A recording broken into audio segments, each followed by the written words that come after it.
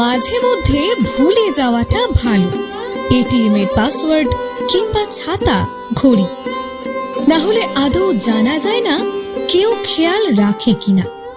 মেঘ করলে ছাতাটা এগিয়ে দিল কিনা, অফিস বেরোলে ঘড়িটা এগিয়ে দিল কিনা।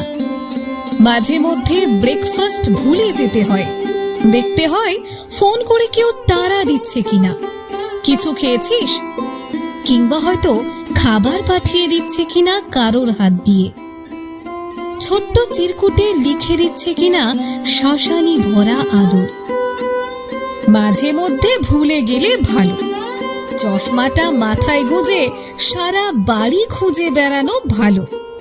যে হাসতে হাসতে চশমাটা নামিয়ে দেবে মাথা থেকে, তাকে বুকে টেনে নেওয়াটা সহজ হবে, তাকে ভালোবাসাটা সহজ হবে।